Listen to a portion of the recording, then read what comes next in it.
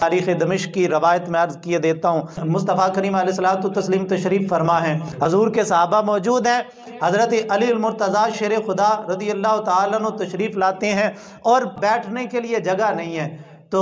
جب شیر خدا تشریف لائے اب وہ جگہ ڈھونڈ رہے ہیں کہ میں کدھر بیٹھوں، تو راوی بیان کرتے ہیں کہ اب جب ادھر شیر خدا جگہ ڈھونڈ رہے ہیں کہ میں کدھر بیٹھوں، ادھر مصطفیٰ اپنے صحابہ کی طرف دیکھ رہے ہیں صلی اللہ علیہ وآلہ وسلم کہ بھئی اب کون علی کو جگہ دیتا ہے۔ حضرت شیر خدا بھی بیٹھنے کے لیے جگہ ڈھونڈ رہے ہیں اور مصطفیٰ کریم صلی اللہ علیہ وآلہ وسلم بھی جو ہے وہ اپنے صحابہ کی طرف نظر دوڑا رہے ہیں کہ اب کون ہے جو علی کو بیٹھنے کے لیے جگہ دیتا ہے۔ تو تاریخ دمشق کی روایت کے الفاظ ہیں، حضرت صدیق اکبر اپنی جگہ سے سرکتے ہیں اور حضرت مولا کائنات حضرت علی المرتضیٰ شیر خدا رضی اللہ تعالیٰ عنہ کو جگہ دیتے ہیں کریم آقا صلی اللہ علیہ وسلم کے قریب بیٹھنے کے لیے۔ تو فرماتے ہیں جب حضرت علی بیٹھ گئے تو نبی پاک صلی اللہ علیہ وسلم کا چہرہ خوشی سے چمک اٹھا،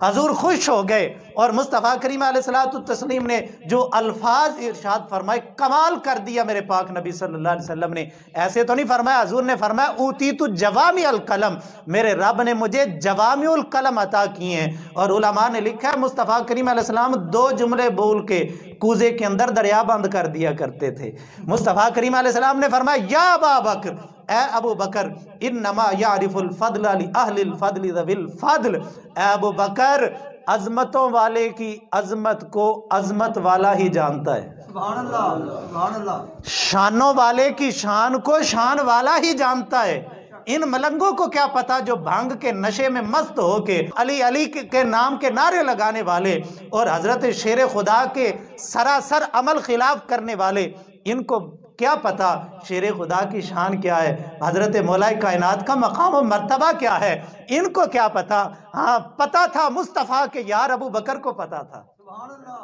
اور آپ نے جگہ دی، اور جب جگہ دی تو حضور نے فرمایا شانوں والے کی شان کو شان والا ہی جانتا ہے۔ میرے مصطفیٰ نے اس چھوٹی سی عبارت کے اندر قیامت تک حضرت صدیق اکبر پہ زبان کھولنے والوں کے منہ بند کر دیے، اور میرے پاک نبی نے فرما دیا علی بھی شان والے ہیں، ابو بکر بھی شان والے ہیں۔ سبحان اللہ، کوئی نہ علی پہ زبان کھولے نہ ابو بکر پہ زبان کھولے، کیونکہ میرے مصطفیٰ نے صدیق اکبر کی شانوں کا جھنڈا بھی بلند کر دیا اور حضرت شیر خدا کی شان کا جھنڈا بھی بلند کر دیا۔ نعرہ تکبیر۔